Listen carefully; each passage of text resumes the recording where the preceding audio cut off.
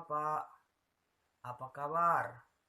Bapak doakan semoga kalian semua tetap dalam keadaan sehat walafiat, dalam lindungan Allah Subhanahu wa Ta'ala, dan tetap mendapatkan nikmat-nikmat Allah. Baiklah, pada video kali ini kita akan belajar kandungan surah At-Tin. Semoga video ini bermanfaat untuk kita, khususnya anak kelas 5 Madrasah Ibtidaiyah Negeri 2 Mandeling Natal yang berada di Kecamatan Sinunukan. Sebelum kita lanjut video pembelajaran ini, Bapak ingatkan kepada kalian jangan lupa tekan tombol like, comment, and subscribe di bawah, dan bunyikan loncengnya supaya kalian tetap mendapatkan video-video terbaru dari Bapak. Sekarang kita lihat pelajaran kita, yaitu kandungan surah At-Tin. Nah, sebelum Bapak jelaskan pelajaran kita pada kali ini, terlebih dahulu Bapak terangkan kepada kalian bahwasanya surah At-Tin ini termasuk ke dalam golongan surah Makkiyah ataupun surah yang diturunkan di kota Mekkah, dan termasuk surah ke-95 dan terdiri dari 8 ayat. Di dalam surah At-Tin ini Allah Subhanahu wa Ta'ala membuka firman-Nya dengan bunyi Bismillahirrahmanirrahim. Wattini wassaitun, yang artinya demi buah tin dan buah zaitun. Nah, anak-anak Bapak, di awal ayat pertama ini ada satu huruf yang tercantum, yaitu huruf waw. Menurut ilmu Al-Quran ataupun ulumul Quran, huruf waw yang tercantum di sini adalah sumpah Allah. Wattin, demi buah tin.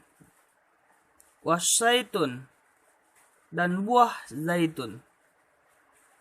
Di dalam Al-Quran, Allah Subhanahu wa Ta'ala memang sering bersumpah dengan mengucapkan nama makhluknya atau ciptaannya, seperti wal adiyat, demi yang berlari kencang.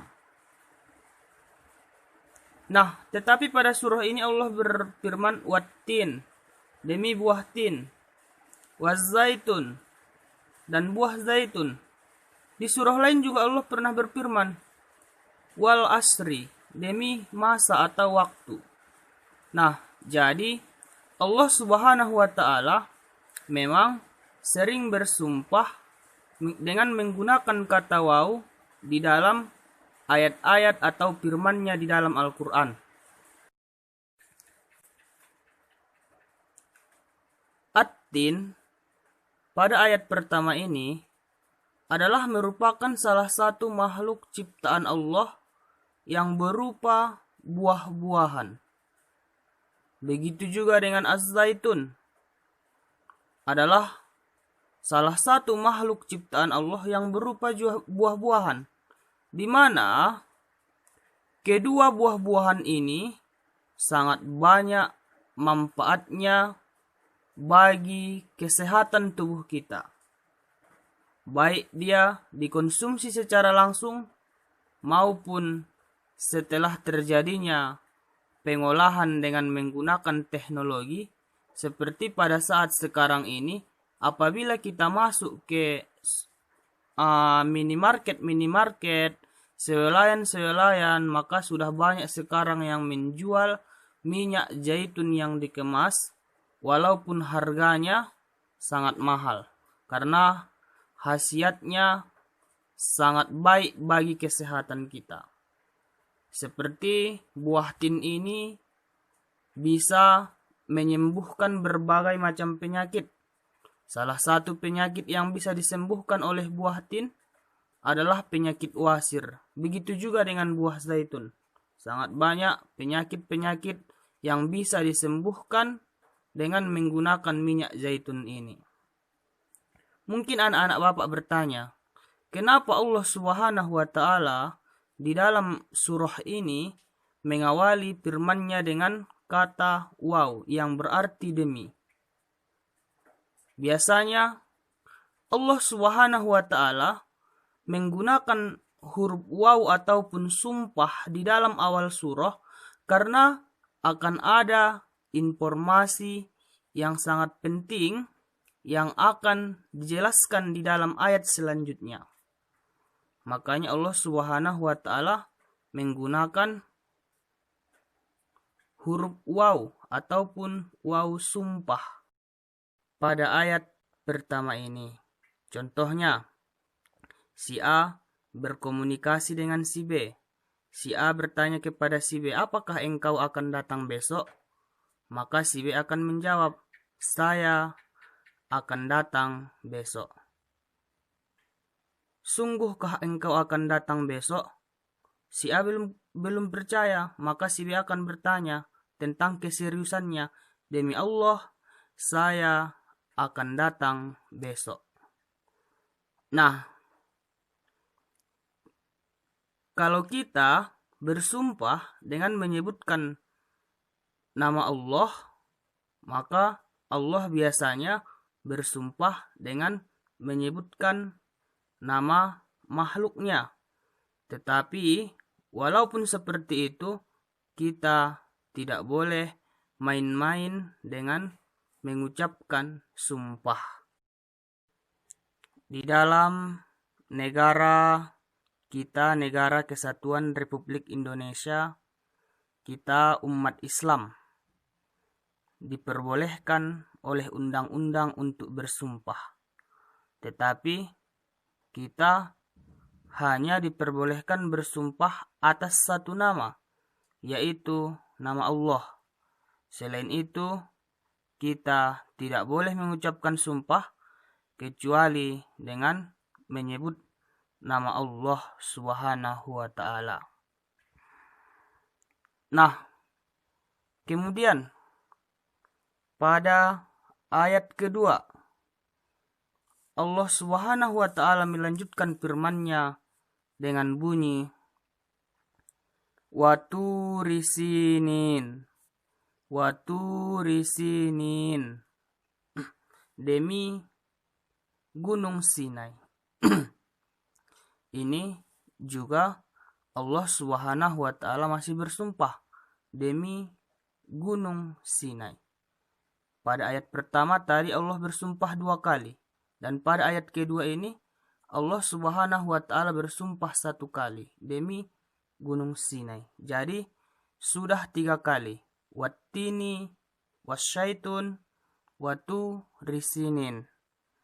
Kemudian di dalam ayat ketiga, wahazal baladil amin, dan demi negeri Mekkah yang aman ini.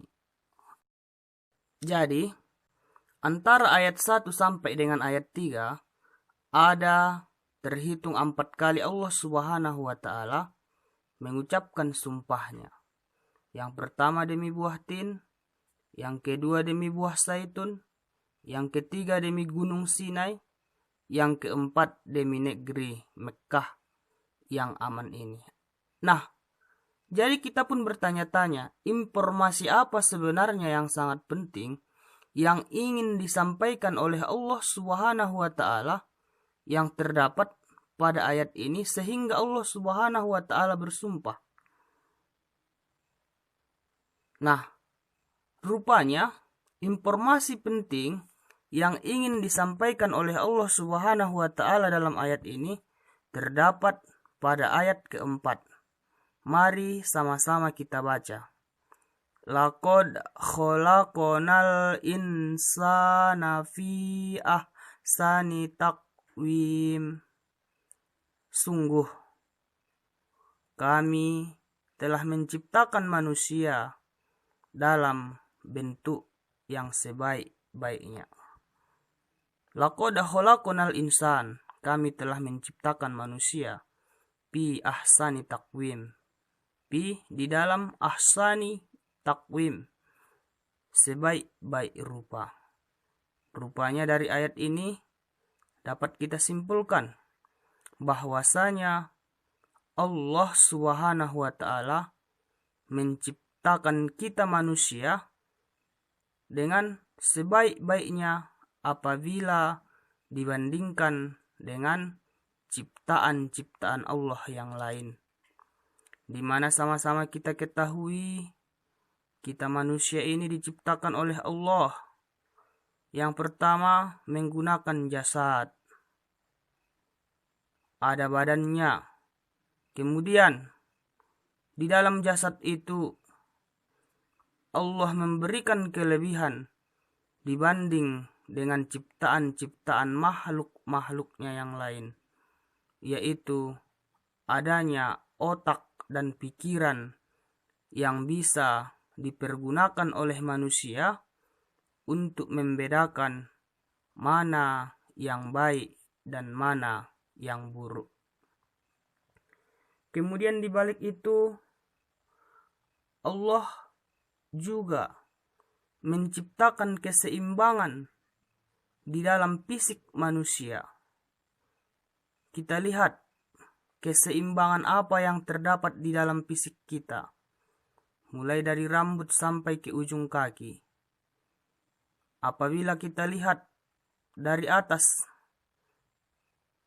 otak kita ada dua, otak kiri dan otak kanan. Telinga kita juga ada dua, telinga kiri dan telinga kanan, seimbang. Mata kita juga, sampai kita lihat ke bawah yaitu ke bagian kaki, juga Allah menciptakannya dengan sempurna. Allah menciptakannya dengan dua, ada kaki kiri, ada kaki kanan, ada tangan kiri, ada tangan kanan.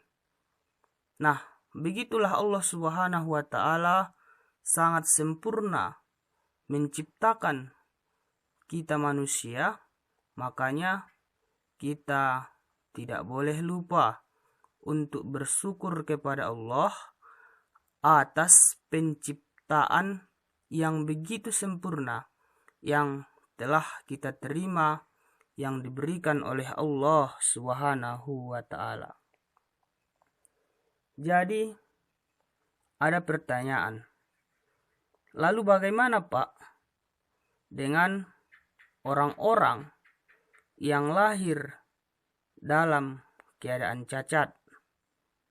Misalnya dia lahir tidak mempunyai kaki, dia lahir tidak mempunyai telinga, dia lahir tidak mempunyai tangan, ataupun tangannya mengalami cacat, ataupun dia punya mata tetapi mata tidak bisa melihat.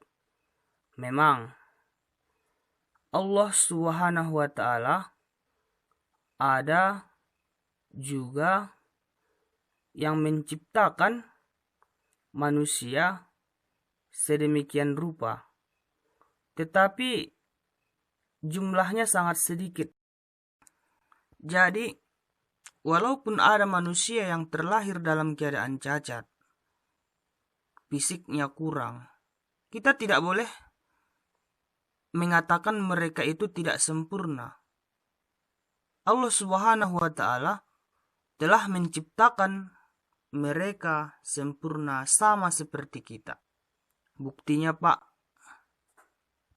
mereka mempunyai berbagai macam kelebihan yang terkadang melebihi kemampuan kita. Ada orang buta tetapi hafal Al-Quran. ada orang buta tapi bisa bermain gitar, bisa bermain piano, dan lain-lain sebagainya. Jadi, kita tidak boleh menganggap dan mengatakan mereka tidak sempurna, karena mereka adalah ciptaan Allah juga. Ada orang yang tangannya cacat, kakinya cacat, tapi ia bisa membawa kendaraan. Ia bisa menjadi guru. Ia bisa menjadi dosen. Dan lain-lain sebagainya. Pokoknya, kalau Bapak lihat, mereka itu terkadang kemampuannya melebihi kita. Nah, kemudian kita lanjut pada ayat kelima yang berbunyi,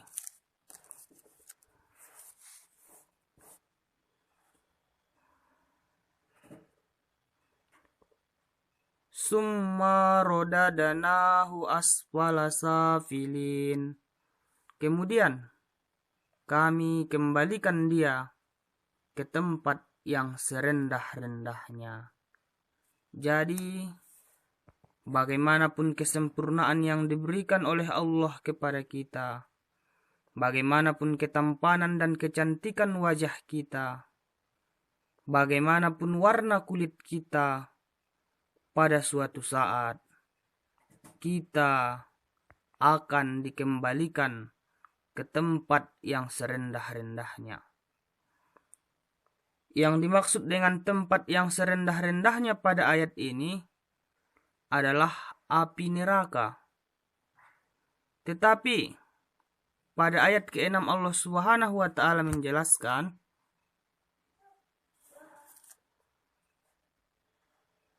illallazina amanu wa amilus solihati falahum ajarun ghairu mamnun. Kecuali orang-orang yang beriman dan mengerjakan kebaikan, maka mereka akan mendapat pahala yang tidak ada putus-putusnya.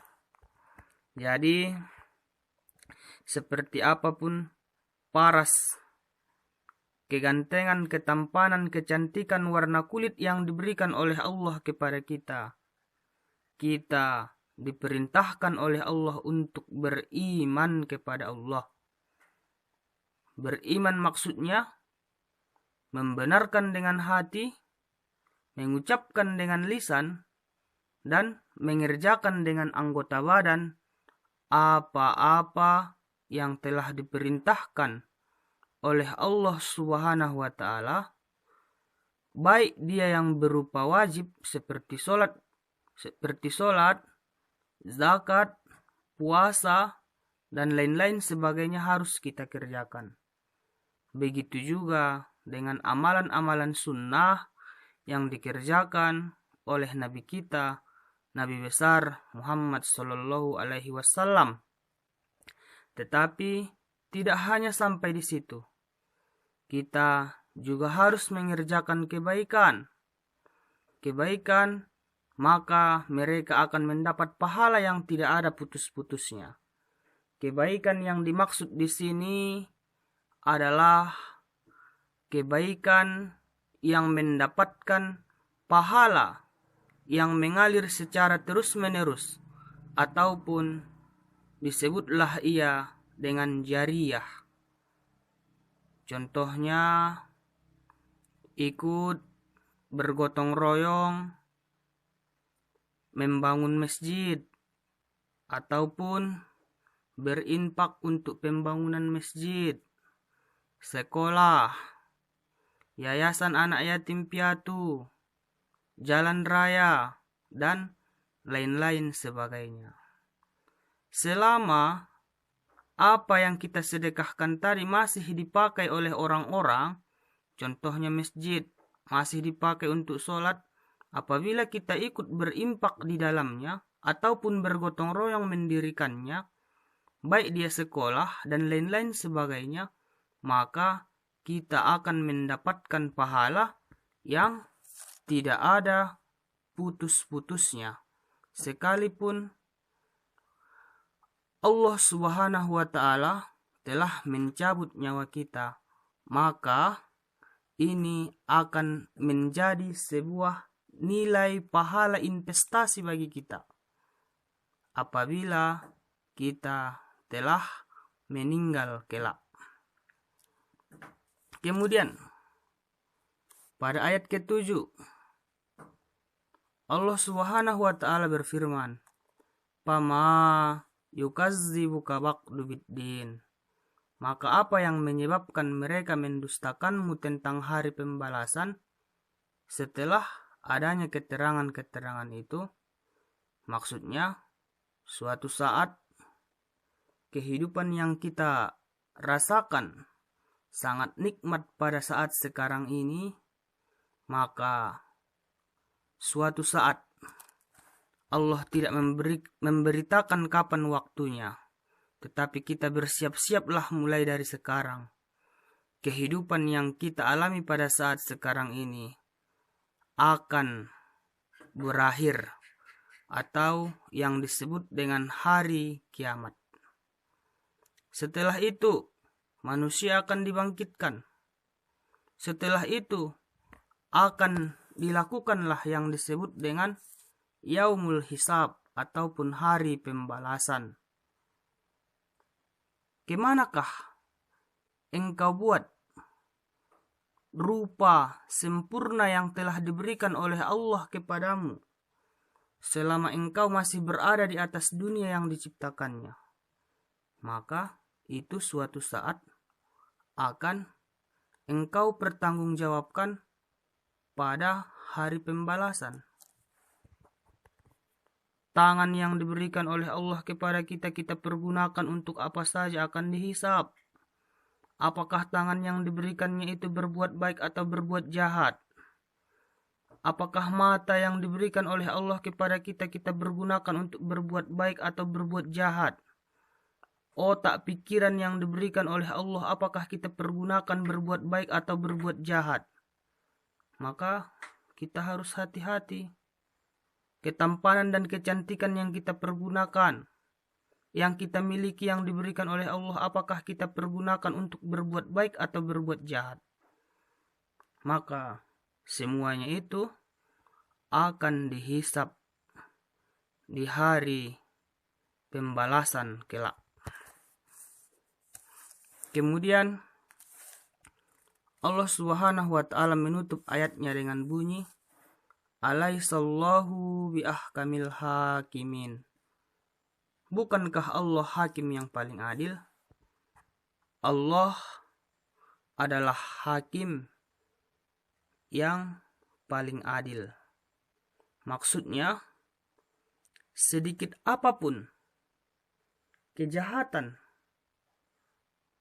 yang kita lakukan selama kita masih hidup di atas dunia, maka suatu saat kelak akan terlihat, akan diadili oleh Allah Subhanahu wa Ta'ala. Dan sekecil apapun kebaikan yang kita kerjakan juga suatu saat akan terlihat oleh Allah Subhanahu wa Ta'ala. Demikianlah video pembelajaran kita pada kesempatan kali ini. Semoga bermanfaat bagi kita semua, anak Min 2 Mandeling Natal khususnya, dan para penonton yang telah singgah ke channel YouTube saya. Bapak ucapkan selamat menonton, terima kasih. Fastabiqul khairat. Assalamualaikum warahmatullahi wabarakatuh.